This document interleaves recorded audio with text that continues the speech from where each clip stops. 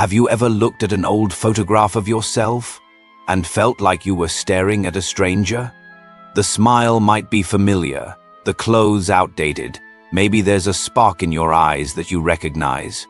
Or maybe it feels like someone else's life entirely, and yet that version of you frozen in some forgotten moment still lingers in your memory like a ghost.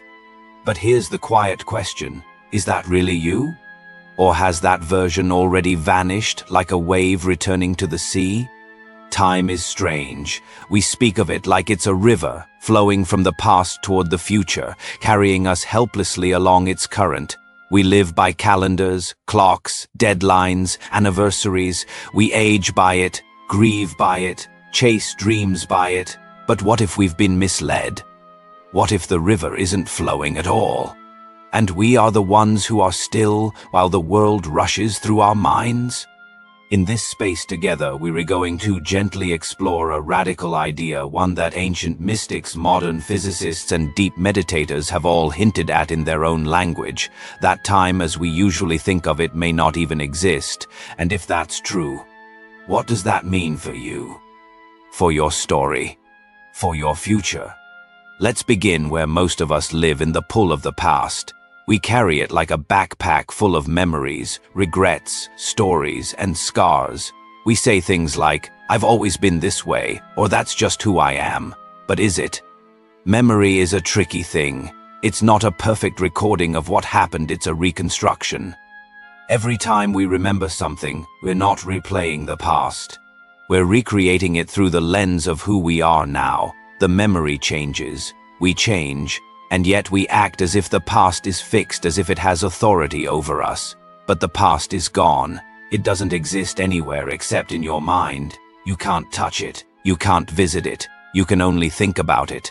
And thinking is not the same as being. So when we say, "This happened to me," what we really mean is, I have a story I am telling myself right now about something I believe happened. That doesn't make it false. But it does make it fluid. And that fluidity can be freeing, because if the past isn't real in this moment, then you're not bound by it. The same is true for the future. How many of us live in constant anticipation or dread of what might happen next? We worry, we plan, we daydream, we rehearse conversations in our heads that may never happen. But have you noticed? The future never arrives. When it comes, it's no longer the future. It's just now again. You can't stand in tomorrow. You can only ever stand in this inhale, this heartbeat, this flicker of awareness. The rest is imagination. And often it's imagination running wild, stealing your peace in exchange for illusions of control. So much of our suffering comes from this, the refusal to accept the present as enough. We say, "I'll be happy when," or "I'll feel better if." But those are bargains with a future that doesn't exist. Meanwhile, the only place life is actually happening this very moment slips by unnoticed. And yet, the now is all there ever is. It's all there ever was. Think about it. When you remember something from your childhood, that memory arises now. When you plan for next week, that vision appears now. Everything you've ever experienced, thought, or felt has only ever happened in this singular, unfolding present. And if that's true, then who are you really? Are you the sum of 1,000 yesterdays? Are you the architect of 100 tomorrows? Or are you the still, silent witness watching it all pass like clouds across the sky? When we see time for what it is, a useful tool, but not a master, something within us begins to relax. The need to chase, to fix, to regret, to control softens, and a deeper kind of clarity arises. Not the clarity of logic or answers, but of presence, of being. And once we see that truth for what it is, another question begins to arise, quietly, like the moon behind the clouds. If the past and future don't truly exist, then what does? If the past and future don't truly exist, then what does? What remains when we strip away the timelines, the ticking clocks, the stories we cling to like safety blankets in a storm? What's left when we stop running toward the next moment or clinging to the last? Just this, This breath, this pause, this aliveness that has no name, no shape, no beginning or end. It's strange, isn't it? We often spend our lives chasing the next thing, the next milestone, the next success, the next version of ourselves, as if fulfillment is always slightly out of reach, living just one page ahead in a book we've never quite finished reading. But what if the deepest truth has always been hiding in the white space between those pages? You don't need to become more, you just need to be. There's a story from an old Zen tradition. A student asks the master, "How do I enter into the present moment?" The master smiles and says, "You don't. You never left it. The moment we stop chasing time, we begin to see it for what it really is, not a straight line, but a circle. Or perhaps even less than that, a ripple in the mind, a reflection in still water. The future is only an idea. The past is only a memory, but presence. Presence is real, and presence isn't passive. It's not laziness or detachment. It's a heightened state of awareness, one that sees clearly, feels deeply, and acts from stillness instead of fear. When you're present, fully present, you're not a prisoner of what was, or a servant to what might be. You become a participant in the sacred unfolding of now. And from that place, something remarkable happens. Time slows down. Not literally, of course, but experientially. You taste your food more deeply. You hear the subtleties in someone's voice. You see light dancing through trees like it's the first time you've ever noticed. A second stretches into forever, and that forever isn't empty. It's full, rich, timeless. Maybe you've had moments like that. Watching the ocean, holding someone's hand, laughing until your chest hurts. In those moments, you weren't thinking about time. You weren't even thinking at all. You were just living, which is another way of saying you were awake. And that's what this really comes down to, not a theory about time, but an invitation to wake up. Because most of us live asleep, hypnotized by mental clocks and emotional calendars. We replay old conversations, rehearse future ones, worry about things that may never happen, and mourn things we can't change.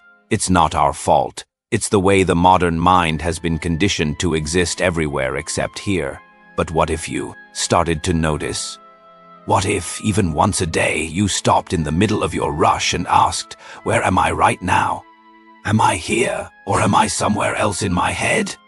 That simple pause is a doorway. It won't feel dramatic. It might even feel like nothing. But in that nothing, a quiet miracle unfolds. You begin to remember what it feels like to be alive without effort. You begin to sense that life isn't something happening to you. It's something happening through you. The now isn't just a moment in time. It's a dimension of being. And when you start living from that place, time becomes softer, less like a ruler, more like a rhythm. You don't have to fight it or fix it or race against it. You can just flow. There's something deeply comforting in this realization. Because it means you haven't missed anything. You're not behind. You're not too late. How could you be if this moment is all there ever is? Maybe the right time has always been now. Maybe there is no someday. Just the version of you who is fully present, fully awake, and gently aware in this very breath. But even the truth needs silence to be heard. And the next step often arrives without words. The next step doesn't always come with a sign. Sometimes it arrives as stillness, as a sudden sense that nothing needs to be different. Not the moment, not you, not the path you're on. That's the hidden gift of presence. It doesn't promise to fix your life, but it reveals that beneath all the noise and searching, there was never anything wrong with you in the first place. Time has taught you many things: how to plan, how to protect, how to progress. But presence teaches you how to be, and being doesn't need a reason. Think of a tree in a quiet forest. It doesn't rush to grow. It doesn't regret last winter or long for next spring. It simply stands, rooted in what is, reaching upward and downward all at once. There's no urgency in its unfolding. Just a quiet trust in the rhythm of existence. You're not so different. You too are meant to grow in your own rhythm, not by racing against time, but by remembering you are time. Not the calendar kind, but the timelessness behind all things. The awareness that sees the rise and fall of thoughts, emotions, days, and remains unchanged. And in that space, something sacred opens. You begin to live from the moment, not toward it. You stop treating peace as a destination and realize it's always been a choice. You feel less obsessed with what's next and more intimate with what's now. That cup of tea, that sunlight on your face, that ache in your chest. Even the hard moments are no longer mistakes, they're part of the music. Notes in the great song of your life, rising and falling in perfect time. And when you listen closely, you begin to notice something miraculous. The past was never holding you. The future was never waiting for you. You were never lost. You were simply walking the long way home to yourself. Maybe that's the real truth. You don't need to escape time. You just need to stop mistaking it for reality. Life isn't a line from point A to point B. It's a depth vertical, not horizontal. A spiral. A sacred pulse that's always calling you back to center. So what happens now? Maybe nothing dramatic. Maybe you close your eyes and feel the breath move through your body. Maybe you look around, really look, and notice the details of this moment like never before. Maybe the next time your mind tries to pull you into yesterday or tomorrow, you smile gently and whisper, "I'm already home." You don't need to master presence. You only need to return to it again and again, like the tide returning to shore. And if this stirred something in you, if it's softened a corner of your heart or quieted a restless thought, I'd love to hear what it revealed. Let's keep this conversation open in the comments below. If you like more moments like this, gentle reminders to return to yourself, feel free to like, subscribe, and keep walking this path with me. Until next time, stay curious and stay true to the mystery within you.